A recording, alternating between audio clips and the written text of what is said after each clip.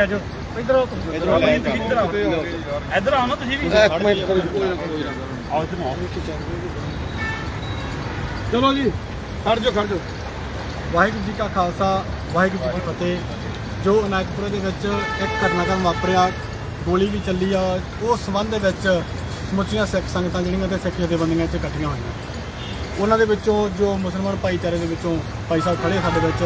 ये मसला जिहड़ा दो कामां दा बनाया गया सी उहदे संबंध जथेबंदियां इकट्ठियां होकर ये एक मत होकर जो सलाह मशवरा होया इहदा जो नतीजा उहदे लई दोवें कौमां जिहड़ियां खड़ियां सो भाई साहब तो अपना जिहड़ा विचार संगतां साझा करनगे उस तो बाद पंथ जथेबंदियां दे बिस्मिल्लाह रहमान रहीम। जिहड़ा बीती दिनी पिंड अनायतपुरा विखे एक हादसा होया सीगा ते 3 दिन तकरीबन पहला पंजाब के शाही इमाम मौलाना मुहम्मद उस्मान लुधियानवी जिहड़े है उस पिंड च आए सी परिवार नाल दुख साझा करन क्योंकि उन्हां दा आउण दा जिहड़ा मकसद लोगों ने जिन्होंने एक गलत दिशा च लिजा के खड़ा किया उन्हां दा मकसद वो नहीं सी क्योंकि सोशल मीडिया पर एक मैसेज वायरल हो रहा सीगा कि ये सिख ते मुसलमानों की लड़ाई है, दो कौमां की लड़ाई है। जो पिंड आए उन्होंने सारी गल पता करने के बाद उत्थे खुद आके स्टेटमेंट दी कि ये दो परिवारों की निजी रंजिश की लड़ाई है, ये दो कौमां का कोई लेना देना नहीं है। तो इस करके जोड़े लोग इस भाईचारक सांझ में तोड़ना चाहते हैं क्योंकि कुछ हर जोड़े कुछ लोग इस टाइम सोशल मीडिया पर लगे हुए हैं कि किसी तरह इन्हों सिखां ते मुसलमानों की लड़ाई बना के दुनिया के अगे पेश की जाए। तो मैं ऐसे जोड़े लोग ने जिन्हों के जोड़े गलत मनसूबे ने उन्होंने एक गल क्लीयर कट दसना चाहना कि ये सांझ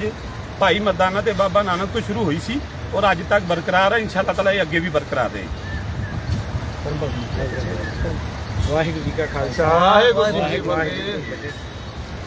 पिछले दिनी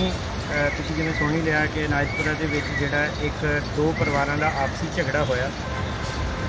एक्चुअली ये साडी कौम की त्रासदी है, खास करके मैं पंजाबी मीडिया नूं जरूर इहदे उत्ते जां जिन्ने भी फेसबुकी जां जिन्ने भी लोग ने कि बहुती बारी साडा एक मसला होंदा है कि असीं सच्चाई ते जानण तो पहला ही हर कोई बंदा अपने अपने ढंग नाल उहनूं पोर्ट्रे करके ते लोकां दे विच ओह जिहड़ी है उहनूं पेश करन दी कोशिश कीती जांदी है, जिहदी वजह करके जिहड़ी सच्चाई है वो किते ना किते नप्पी जांदी है ते जिहड़ी अपने अपने र्यूमर्स ने जिहड़ियां अफवाहां ने वो सारे बन्ने फैल जांदियां। सो कुछ दिनों तो ये चल क्योंकि साडी अलायंस ऑफ सिख ऑर्गेनाइजेशन की जिहड़ी है वो सांझ शाही इमाम साहब की नाल लंबेरे समय तो है तो बार बार सानू मीडिया ते टैग किया जा रहा सीगा कि भाई तुसीं इहदे ते बोले नहीं, इहदा कोई हल नहीं कढ़ रहा। हुण मसला ये है कि इन्हां ने जिवें अपनी गल नूं स्पष्ट किया भी ये लड़ाई दो परिवारां दी है। वो परिवारां दी आपसी सांझ की है कि जिस शख्स की लड़ाई है उसे शख्स ने ही उन्हां नूं जमीन दित्ती सीगी। उन्हां दा आपसी पहलां दा जमीन दा रौला लंबे समय तो चल रहा सीगा ते ओह हौली हौली हिंसक रूप धार गया ते गुजरां दे मगर उन्हां दी टीम आ गई ते जिहड़े इत्थे अपने लोकल जिहड़े पंजाबी सीगे किसान सीगे उन्हां दे मगर उन्हां दी टीम आ गई। उन्हां दा आपसी एक बहुत वड्डा क्लैश होया जिहदे विच 2 जानां चलियां गईयां। सो उस तो बाद हौली हौली जदों मीडिया दे विच इह गल आई कि 2 मुसलमानां नूं सिखां ने मारता तो इंटरनैशनली वो बहुत वड्डा एक यब पैंदा कम्यूनिटी वाइज। तो जिवें इन्हां ने दस्सिया कि इमाम साहब उत्थे गए जां मेरी शाही इमाम साहब नाल राती गल जदों होई कि असल में मसला की है क्योंकि मसला ज़्यादा किसी को पता नहीं सी लगा। उन्होंने दस्सिया कि मेरे उत्थे जाण दा मकसद सी कि मैं गल क्लीयर कर सकां कि भाई ये क्लैश 2 गवांढियां दा ना कि ये 2 कौमां दा। क्योंकि आप सोशल मीडिया एक चीज़ वेखी कि गुजरां दा एक वड्डा हजूम जिहड़ा वो हमला कर रहा हमले के रूप में हमलावर होकर आया तो उन्होंने दरवाजे तोड़े तो जां जो भी उत्थे हुल्लड़बाजी पुलिस की हाज़री दे विच हुई वो वायरल हुई क्लिप तो सारिਆਂ ਨੂੰ लगा कि वाकई ये 2 शायद कौमां का मसला है। तो इमाम साहब के जान करके जे तो इमाम साहब के नाल कोई सिख आगू भी होंदा तो मसला इन्ना उठना ही नहीं सी। वो इंज लगा क्योंकि देखण नूं इदां ही लगना सी भी वो उन्हां दी मदद ते चले गए तो साडे जिहड़े भरा सी उन्हां दी मदद ते कोई गया नहीं। सो इस करके इनू जिहड़ी है वो कौमी लड़ाई का नाम दिता गया। इन्हों ने अपनी गल अज क्लीयर की कि ये कोई कौमी लड़ाई नहीं हैगी। बाबा मरदाना तो जी सांझ धन गुरु नानक साहब सच्चे पातशाह के नाल सिख पंथ की जी आइडियालॉजिकल सांझ है वो साडी जी कंटीन्यू है। इत्थे जी मैं एक गल जरूरी कहनी चाहना सब तो वड्डी क्योंकि देखो ये देश के विच जिहड़ा संप्रदायिकता है वो एक वड्डा कलंक बन चुकी है। इस देश की जिहड़ी हुक्मरान जमात है जिहड़ी बहु गिणती है वो ये चाहुंदी है कि असीं घट गिणतियां नूं छितरो छितरी करा के ते जिहड़ी बहु गिणती है उन्होंने फायदा पहुँचाया जा सके। सानूं ये भी घट गिणती ने इत्थे असीं भी घट गिणती है। ਸਾਨੂੰ ਬੜੇ ਸੁਚੱਜੇ ਢੰਗ ਨਾਲ ਚੱਲਣਾ ਪੈਣਾ, ਕਿਉਂਕਿ ਸਿੱਖਾਂ ਦੇ ਵਿੱਚ ਵੀ ਬਹੁਤ ਸਾਰੇ ਲੋਕ ਐਸੇ ਹੋਣਗੇ ਜਿਨ੍ਹਾਂ ਨੇ ਸਿਰਾਂ ਤੇ ਪੱਗਾਂ ਬੱਧੀਆਂ, ਪਰ ਉਹ ਚੱਲਦੇ ਸੈਂਟਰ ਦੇ ਇਸ਼ਾਰਿਆਂ ਤੇ ਹੋਣਗੇ, ਹਿੰਦ ਹਕੂਮਤ ਦੇ ਇਸ਼ਾਰਿਆਂ ਤੇ ਹੋਣਗੇ। ਇਹਨਾਂ ਦੇ ਵੀ ਐਸੇ ਲੋਕ ਹੋਣਗੇ ਜਿਨ੍ਹਾਂ ਦੇ ਨਾਵਾਂ ਦੇ ਨਾਲ ਮੁਸਲਮਾਨੀ ਨਾਮ ਹੋਣਗੇ, ਮੁਸਲਮਾਨੀ ਪਹਿਰਾਵਾ ਹੋਏਗਾ, ਪਰ ਉਹ ਸਰਕਾਰਾਂ ਦੇ ਇਸ਼ਾਰਿਆਂ ਦੇ ਉੱਤੇ ਆ ਕੇ ਦੋਵਾਂ ਕਮਿਊਨਿਟੀ ਦੀਆਂ ਲੜਾਈਆਂ ਨੂੰ ਜਿਹੜਾ ਉਹ ਵੱਡੇ ਪੱਧਰ ਦੇ ਉੱਤੇ ਲੈ ਕੇ ਆਉਣਗੇ। ਪੂਰੀ ਦੁਨੀਆ ਦੇ ਵਿੱਚ ਸੋਸ਼ਲ ਮੀਡੀਆ ਦੇ ਰਾਹੀਂ ਗੱਲ ਜਾ ਰਹੀ ਹੈ, ਇਸ ਕਰਕੇ ਇਹਨੂੰ ਬੜੀ ਸੰਜੀਦਗੀ ਨਾਲ ਲੈਣਾ ਪੈਣਾ। ਜਿਹੜੇ ਇਹਨਾਂ ਦੇ ਉਹ ਸ਼ਰਾਰਤੀ ਅੰਸਰ ਨੇ, ਜਿਹੜੇ ਸਾਡੀਆਂ ਮਾਵਾਂ ਭੈਣਾਂ ਦੇ ਅੱਗੇ ਝੱਗੇ ਚੁੱਕਦੇ ਹੋਣਗੇ, ਉਹਨਾਂ ਨੂੰ ਇਹਨਾਂ ਨੇ ਨੱਥ ਪਾਉਣੀ ਹੈ, ਤੇ ਜਿਹੜੇ ਸਾਡੇ ਵਾਲੇ ਬੰਨੇ ਸਰਕਾਰੀ ਇਸ਼ਾਰਿਆਂ ਦੇ ਉੱਤੇ ਇਸ ਸਾਂਝ ਨੂੰ ਤਾਰ ਪੀਟੋ ਕਰਨ ਦੀ ਕੋਸ਼ਿਸ਼ ਕਰਨਗੇ, ਜਿਹੜੀ ਸਰਕਾਰੀ ਮਨਸੂਬੇ ਆ ਉਹਨਾਂ ਨੂੰ ਅਸੀਂ ਇੱਥੇ ਪੂਰਾ ਨਹੀਂ ਪੰਜਾਬ ਦੀ ਧਰਤੀ ਤੇ ਹੋਣ ਦੇਵਾਂਗੇ, ਕਿਉਂਕਿ ਇਹ ਪੰਜਾਬ ਗੁਰਾਂ ਦੇ ਨਾਂ ਤੇ ਵਸਦਾ। ਇਹ ਪੰਜਾਬ ਸਤਿਗੁਰੂ ਧੰਨ ਗੁਰੂ ਨਾਨਕ ਸਾਹਿਬ ਦੀ ਜਿਹੜੀ ਹੈ ਉਹ ਕਰਮ ਭੂਮੀ ਹੈ, ਇਸ ਕਰਕੇ ਇੱਥੇ ਸੰਪਰਦਾਇਕਤਾ ਦੇ ਲਈ ਕੋਈ ਜਗ੍ਹਾ ਨਹੀਂ ਹੈਗੀ। ਅਸੀਂ ਅੱਜ ਤੁਹਾਨੂੰ ਇਹ ਸਲਾਹ ਦੇਣ ਦਾ ਇਕੱਠਿਆਂ ਹੋ ਕੇ ਇਹ ਮਕਸਦ ਸੀ। ਅਸੀਂ ਸ਼ਾਹੀ ਇਮਾਮ ਸਾਹਿਬ ਨੂੰ ਵੀ ਬੇਨਤੀ ਕਰਨੀ ਕਿ ਉਹ ਸ਼ਾਮ ਨੂੰ ਇੱਕ ਵਾਰੀ ਫੇਰ ਦੁਬਾਰਾ ਸਾਰਿਆਂ ਨੂੰ ਇਹ ਕੌਮ ਨੂੰ ਸੰਬੋਧਨ ਹੋਣਗੇ, ਤਾਂ ਕਿ ਦੋਵਾਂ ਕਮਿਊਨਿਟੀਆਂ ਦੇ ਵਿੱਚ ਜਿਹੜੇ ਵੀ ਲੋਕ ਇਹਨੂੰ ਸੰਪਰਦਾਇਕਤਾ ਦਾ ਰੰਗ ਦੇਣਾ ਚਾਹੁੰਦੇ ਨੇ ਜਾਂ ਸਰਕਾਰ ਦੇ ਇਸ਼ਾਰਿਆਂ ਤੇ ਸਰਕਾਰ ਦੀ ਚੱਪਲੀ ਚੱਟਦਿਆਂ ਹੋਇਆਂ ਇਹ ਕਮਿਊਨਿਟੀਆਂ ਦੇ ਵਿੱਚ ਲੜਾਈ ਪਾ ਕੇ ਜਿਹੜੇ ਆ ਉਹ ਕਿਸੇ ਤੀਜੇ ਦਾ ਫਾਇਦਾ ਕਰਨਾ ਚਾਹੁੰਦੇ ਆ, ਉਹਨਾਂ ਦੋਵਾਂ ਨੂੰ ਨੱਥ ਪਾਉਣਾ ਸਾਡਾ ਕਮਿਊਨਿਟੀ ਆਗੂਆਂ ਦਾ ਜਿਹੜਾ ਫਰਜ਼ ਹੈ। ਸੋ ਮੈਂ ਬੇਨਤੀ ਕਰਾਂਗਾ ਕਿ ਜੋਸ਼ ਦੇ ਨਾਲ ਜਿਹੜੀ ਹੋਸ਼ ਹੈ, ਜੋ ਸਾਡੇ ਗੁਰੂਆਂ ਨੇ ਸਾਨੂੰ ਪਰੰਪਰਾ ਸਿਖਾਈ ਹੈ, ਜਿਹੜੀਆਂ ਸਾਡੀਆਂ ਆਪਸੀ ਸਾਂਝਾਂ ਨੇ, ਸਾਡੀਆਂ ਮੁਹੱਬਤਾਂ ਨੇ, ਜਿਹੜੇ ਸਾਡੇ ਪਿਆਰ ਦੇ ਨਾਲ ਔਰ ਖਾਸ ਕਰਕੇ ਜਿਹੜਾ ਡਿਪਲੋਮੈਟਿਕ ਤਰੀਕੇ ਦੇ ਨਾਲ ਮਸਲਾ ਹੱਲ ਹੋਣਾ ਉਹਨੂੰ ਕੀਤਾ ਜਾਵੇ। ਥੋੜ੍ਹੀ ਦੇਰ ਬਾਅਦ ਅਸੀਂ ਜਿਹੜੇ SSP ਨੇ ਦਿਹਾਤੀ ਇੱਥੋਂ ਦੇ ਮਜੀਠਾ ਦੇ ਅੰਮ੍ਰਿਤਸਰ ਦਿਹਾਤੀ ਜੀ ਇਸ ਤਰ੍ਹਾਂ ਕਿ ਮੈਂ ਸਭ ਨਾਲ ਪਹਿਲਾਂ ਹਾਂਜੀ ਅਸੀਂ SSP ਸਾਹਿਬ ਨੂੰ ਮਿਲ ਕੇ, ਕਿਉਂਕਿ ਇਹ ਸੀਗਾ ਕੌਮੀ ਪੱਖ, ਅਸੀਂ ਇਹਨੂੰ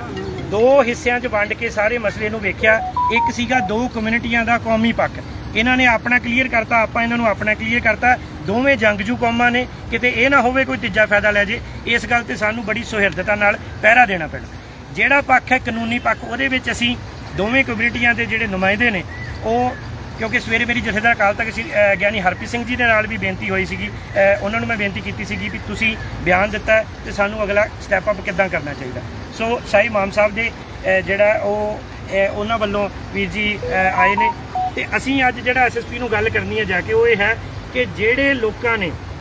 ਕਾਰਵਾਈ ਕੀਤੀ ਹੈ ਤੁਸੀਂ ਉਹਨਾਂ ਨਾਲ ਜੋ ਬਣਦੀ ਕਾਰਵਾਈ ਆਪਣੀ ਕਰੋ, ਸਾਡੀ ਕੋਈ ਉਹਦੇ ਵਿੱਚ ਨਹੀਂ ਹੈਗੀ, ਅਸੀਂ ਕੋਈ ਇਤਰਾਜ਼ ਨਹੀਂ, ਕਿਉਂਕਿ ਦੋ ਜਾਨਾਂ ਗਈਆਂ ਨੇ। ਅਸੀਂ ਐਜ ਏ ਸਿੱਖ ਹੋਣ ਦੇ ਨਾਤੇ ਕਿਸੇ ਨਾਲ ਕੋਈ ਧੱਕਾ ਨਹੀਂ ਚਾਹੁੰਦੇ, ਪਰ ਜਿਹੜੇ ਨਿਹੱਕ ਲੋਕਾਂ ਨੂੰ ਪੁਲਿਸ ਦੀ ਜਿਹੜੀ ਆਦਤ ਹੁੰਦੀ ਹੈ ਕਿ 10-15 ਲੋਕਾਂ ਨੇ ਨਾ ਚੱਕ ਲਓ, ਉਹਨਾਂ ਤੇ ਪਰਚੇ ਦੇ ਦਿਓ, ਅਗਲਾ 10-10 15-15 ਸਾਲ ਵਿਚਾਰਾ ਕਚਹਿਰੀਆਂ ਦੇ ਧੱਕੇ ਖਾਂਦਾ ਮਰ ਜੇ, 10-15 ਸਾਲਾਂ ਬਾਅਦ ਪਤਾ ਲੱਗੇ ਇਨਵੋਲਵ ਨਹੀਂ ਸੀ ਹੈਗਾ। ਉਹਨਾਂ ਸਾਰਿਆਂ ਦੇ ਉੱਤੇ ਤਫਤੀਸ਼ ਕਰਕੇ ਉਹਨਾਂ ਦੇ ਨਾਂ ਪਰਚੇ 'ਚੋਂ ਬਾਹਰ ਕੱਢੇ ਜਾਣ। ਉਹ ਇਸ ਗੱਲ ਤੇ ਇਹ ਵੀ ਸਹਿਮਤ ਨੇ ਵੀ ਅਸੀਂ ਵੀ ਚਾਹੁੰਦੇ ਹਾਂ ਸਾਂਝੇ ਤੌਰ ਤੇ ਅਸੀਂ ਇਹ ਗੱਲ SSP ਨੂੰ ਕਹੀਏ ਕਿ ਜਿਹੜੇ ਨਿਹੱਕ ਨੇ,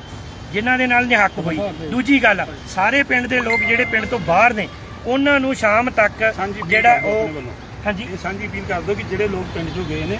ਉਹਨਾਂ ਨੂੰ ਇਸ ਗੱਲ ਦੀ ਅਸ਼ੋਰੈਂਸ ਕਰਾਵੇ ਪ੍ਰਸ਼ਾਸਨ ਜਿਹੜਾ ਕਿ ਵੀ ਉੱਥੇ ਵਾਪਸ ਆਉਣ, ਜਿਨ੍ਹਾਂ ਦਾ ਕੋਈ ਝਗੜੇ ਨਾਲ ਕੋਈ ਲੈਣਾ ਦੇਣਾ ਨਹੀਂ ਹੈ, ਉਹ ਆਪਣੇ ਘਰ ਨਾ ਛੱਡਣ, ਕਿਉਂਕਿ ਇਹੀ ਜਿਹੜੀਆਂ ਚੀਜ਼ਾਂ ਦਾ ਲੋਕੀ ਨਜਾਇਜ਼ ਫਾਇਦਾ ਚੱਕਦੇ ਨੇ। ਤੇ ਤੁਸੀਂ ਸਾਡੇ ਜਿਹੜੇ ਪਿੰਡ ਜਿਹੜੇ ਹੋਰ ਪਿੰਡਾਂ ਦੇ ਲੋਕ ਨੇ, ਜਿਹੜੇ ਉਸ ਪਿੰਡ ਦੇ ਲੋਕ ਨੇ ਜਿਨ੍ਹਾਂ ਦਾ ਕੋਈ ਇਸ ਝਗੜੇ 'ਚ ਲੈਣਾ ਦੇਣਾ ਨਹੀਂ ਹੈ, ਅਸੀਂ ਵੀ ਔਰ ਮੈਂ ਹੁਣ ਜਾ ਕੇ ਖੁਦ ਪਰਸਨਲੀ ਪਰਮਪਾਲ ਵੀਰੇ ਹੋਣੀ ਸਾਰੇ ਨਾਲ ਹੈ, ਇਸ ਗੱਲ ਨੂੰ ਜਾ ਕੇ SSP ਨੂੰ ਅਸੀਂ ਹੁਣ ਕਹਾਂਗੇ ਕਿ ਇਹ ਗੱਲ ਇਨਸ਼ੋਰ ਕਰੋ ਕਿ ਜਿਹੜੇ ਲੋਕ ਬੇਕਸੂਰ ਨੇ, ਜਿਹਨਾਂ ਦਾ ਕੋਈ ਲੈਣਾ ਦੇਣਾ ਨਹੀਂ ਹੈ, ਉਹਨਾਂ ਨੂੰ ਪਿੰਡ 'ਚ ਵਾਪਸੀ, ਇਹ ਪੁਲਿਸ ਦੀ ਜ਼ਿੰਮੇਵਾਰੀ ਬਣਦੀ ਹੈ ਕਿ ਉਹਨਾਂ ਦੀ ਸੁਰੱਖਿਆ ਕਰੇ, ਉੱਥੇ ਕੋਈ ਐਸਾ ਦੁਬਾਰਾ ਜਿਹੜਾ ਕਲੇਸ਼ ਨਾ ਹੋਵੇ। ਬਿਲਕੁਲ ਜੀ, ਇਹ ਅਸੀਂ ਸਾਂਝੇ ਤੌਰ ਤੇ ਜਿਹੜਾ ਉਹ ਪ੍ਰਸ਼ਾਸਨ ਨੂੰ ਕਹਿਣਾ ਚਾਹੁੰਦੇ ਹਾਂ ਕਿ ਜਿਹੜੇ ਲੋਕ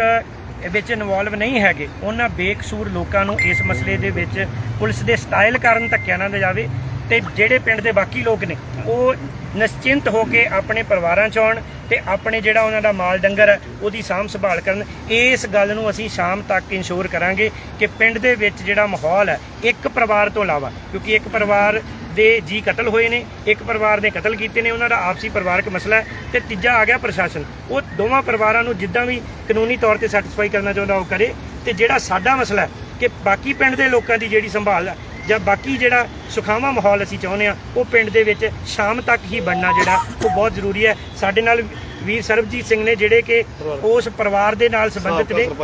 ਉਹ ਸਾਬਕਾ ਸਰਪੰਚ ਵੀ ਨੇ, ਤੇ ਇਹ ਸਾਨੂੰ ਸਾਰੀ ਜਾਣਕਾਰੀ ਨਾਲ ਦੇਣਗੇ ਕਿ ਪਰਿਵਾਰਕ ਤੌਰ ਤੇ, ਕਿਉਂਕਿ ਅਸੀਂ ਇਹਨਾਂ ਨੂੰ ਨਾਲ ਲੈ ਕੇ SSP ਸਾਹਿਬ ਨੂੰ ਕਹਿਣਾ ਚਾਹੁੰਦੇ ਹਾਂ ਕਿ ਜਿਹੜੀਆਂ ਪਰਿਵਾਰ ਨੂੰ ਦਿੱਕਤਾਂ ਆਈਆਂ ਜਾਂ ਪਿੰਡ ਵਿੱਚ ਜਿਹੜੀਆਂ ਦਿੱਕਤਾਂ ਨੇ ਉਹਦੀ ਗੱਲ ਤੁਹਾਡੇ ਨਾਲ ਵੀਰ ਸਰਬਜੀਤ ਸਿੰਘ। ਵਾਹਿਗੁਰੂ ਜੀ ਕਾ ਖਾਲਸਾ, ਵਾਹਿਗੁਰੂ ਜੀ ਕੀ ਫਤਿਹ। ਸਾਰੀ ਪੰਜਾਬ ਨਿਵਾਸੀ ਜਿੰਨੀ ਵੀ ਇੱਥੇ ਕਮਿਊਨਿਟੀ ਦੋਨੇ ਪੱਖ ਤੋਂ ਵੱਸਦੀ ਹੈ,